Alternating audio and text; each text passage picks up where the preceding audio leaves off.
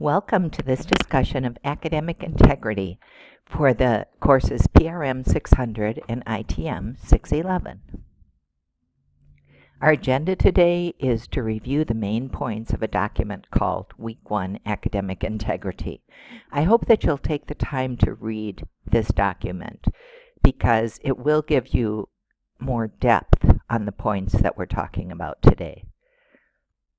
The main points of the document are describing why the document exists, what academic integrity really means to you as a student and to us as instructors, to review the expectations for writing, especially in PRM 600, but in any class, to describe resources available to you, and to review how to cite sources, especially in the PRM 600 class.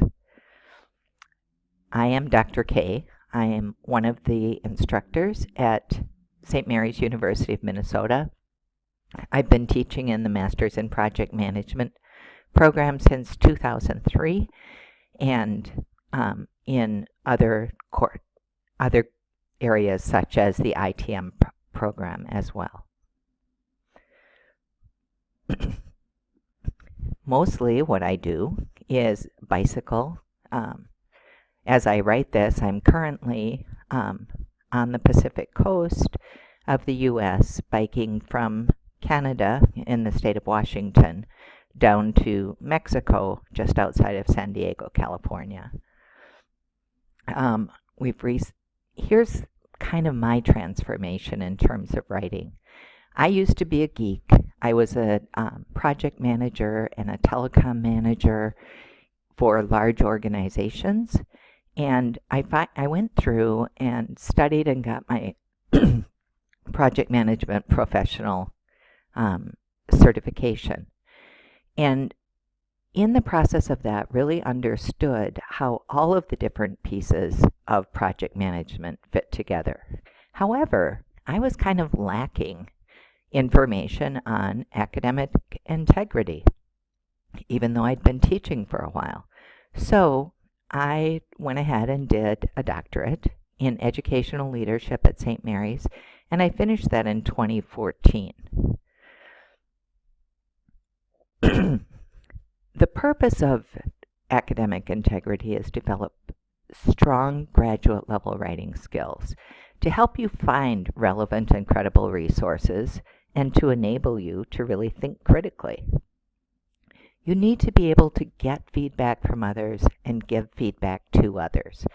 And we do that often in this class, in discussion boards, in other ways.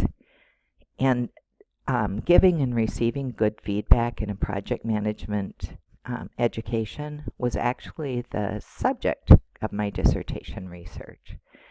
We'd also like you to practice a new style of writing. If you haven't done a lot of APA writing before and this is new to you, let's make sure that you get all of the basics right from the beginning and use a consistent format.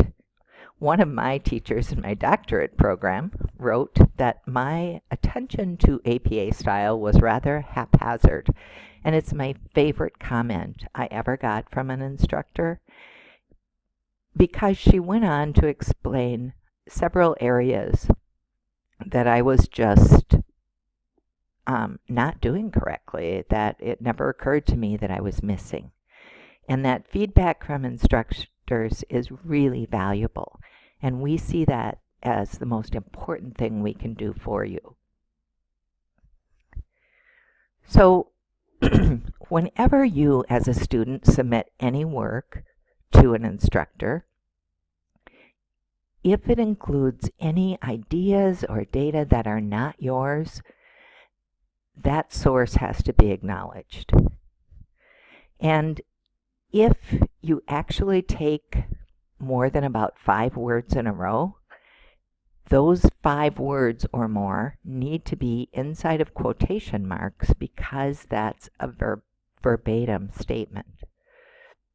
When you put your name on an assignment or when you submit an assignment through Blackboard or through Engage, you are certifying that this is your original work, not someone else. And An idea is either your innovative idea or you learned it someplace else. So if it's something like the sky is blue, we figure everybody knows that. It's common knowledge. If you ask my 8-year-old nephew what color the sky is, he will say the sky is blue generally, and everybody knows that. However, not everybody knows that the project charter authorizes a project to begin. And you didn't make up that idea. And so you have to have a source that says that the purpose of a project charter is to authorize the beginning of a new project. So here's a table that explains some of the things that people are expected to do as they come out of PRM 600 as a class. You're able to paraphrase and directly cite information from the 2 textbooks. You use pre-formatted reference listings. You don't have to go up and look up how to do them yourself. And you'll be able to write a reflective essay using any old format. The best resource available to you is free. It's a 80-some page booklet. It's available free at the Writing Center online at SMUMN. Or you can get a printed copy for $7 at the bookstore. It's really simple. It's really specific to SMUMN. We do some different things in terms of how we cite journal articles, for example, that that you should know about. And it's very complete. If you are using ideas from this book in your writing to figure out how to use APA, you're golden. You got it. So our focus during the course is going to be on a couple key sessions. Part of it is some general tips on APA, how you cite sources, and then external sources.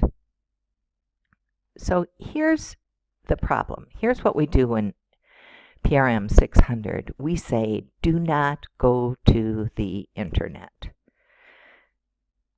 It's hard to tell from an internet article. Who is this source? Where did that original idea come from? Is what you're reading already plagiarized before you even get it? And worse yet, is it up to date? So much. I mean, we're on the 5th version of the PMBOK guide. So much of what's out there is based on the 2nd or 3rd or 4th version, and it's just simply out of date. It may not be credible. People put things up because they are their opinions, and it may not be based on any standard. Generally, experts on the internet are selling something, and because you're not buying what they're selling, you need to avoid using that. Going out to the internet to find information on risk management is actually wasted time. You are off in a black hole. You have no way of assessing the credibility of the article or the reliability of the author. Oh.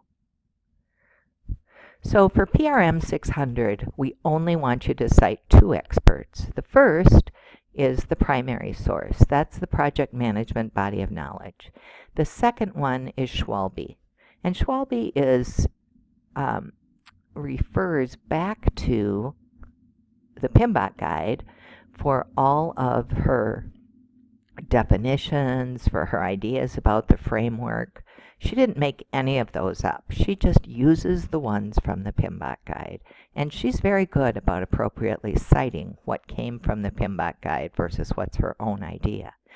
So if there are some things in Schwalbe that are her own idea in addition to the PMBOK, and you can use her as a secondary source. In terms of the reference page, we provide for you pre-formatted reference page listings, so you don't need to go out and learn how to do a reference page. So how exactly would you use the PMBOK guide or Schwalbe? First, let's say that you're answering a question. First, you read the idea from the book that you want to use. Then you close the book and you write in your own words. Then you can go back and reread what you've written and go back to the book and see if you seem to be close or not. But what you want to avoid with paraphrasing is cutting and pasting, because it's really hard to know what you cut and what you pasted versus what you wrote in your own words. And you are very responsible for writing in your own words. For paraphrasing is different from directly quoting.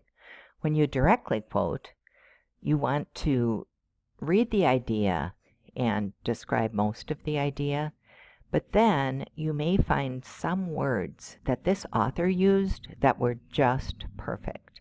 And so you want to copy and paste those words exactly.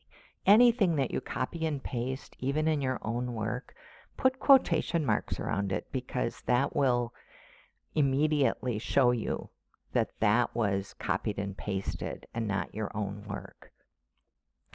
So when you use it in your discussion board post or in one of your papers, you can, anything that's that is a verbatim quote, put the quotation marks around it and tag it with the page number or the section number. Sometimes you're using an online book and it doesn't have a page number, or the page number is just made up depending on which size font you're using.